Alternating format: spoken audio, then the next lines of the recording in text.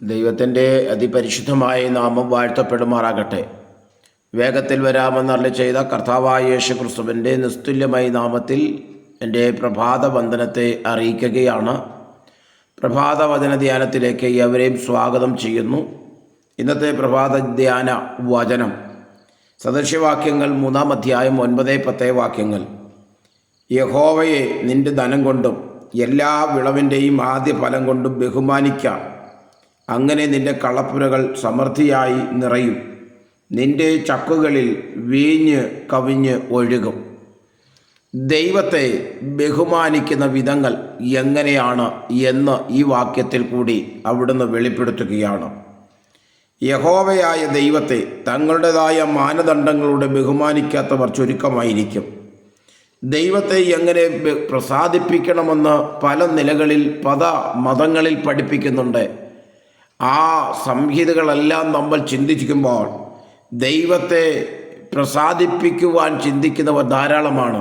എന്നാൽ ദൈവത്തെ എങ്ങനെ ബഹുമാനിക്കണമെന്ന് ചിന്തിക്കുന്നവരുണ്ടോ? അതാണ് ഇന്ന് പകലിൽ നിങ്ങളോട് പരിശുദ്ധാത്മാവിൽ പറയുവാനുള്ളത്.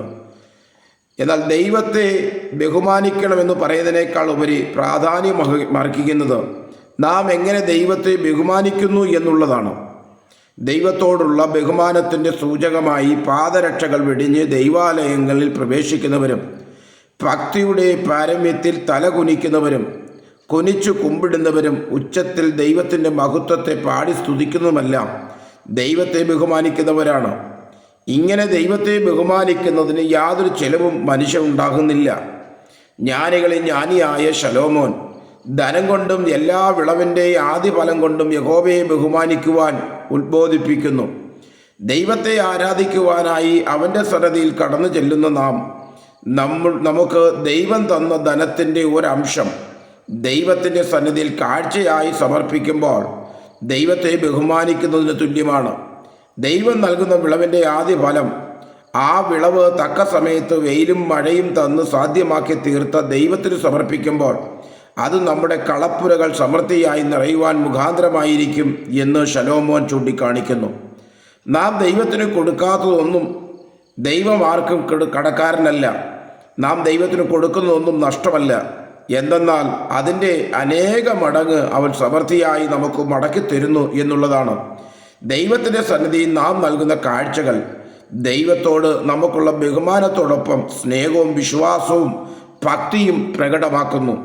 അതുകൊണ്ട് സഹോദര സഹോദരി, അതരം കൊണ്ടും അംഗവിക്ഷേപങ്ങൾ കൊണ്ടും ദൈവത്തെ ബഹുമാനിക്കുന്ന താങ്കളുടെ ധനം കൊണ്ട് എത്രമാത്രം ദൈവത്തെ ബഹുമാനിക്കുന്നു എന്ന് പരിശോധിക്കാമോ?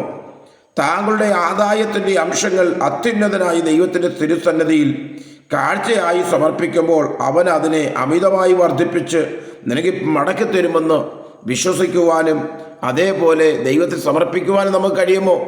അതിൽ പരം മറ്റൊരു നന്മയില്ല. അതുകൊണ്ട് ദൈവത്തെ ബഹുമാനിക്കുക എല്ലാ നിലകളിലും. ഈ വചനം നമ്മുടെ ജീവിതത്തെ ഏറ്റവും അനുഗ്രഹമായി തീരട്ടെ. God bless you. മാറാനാഥ.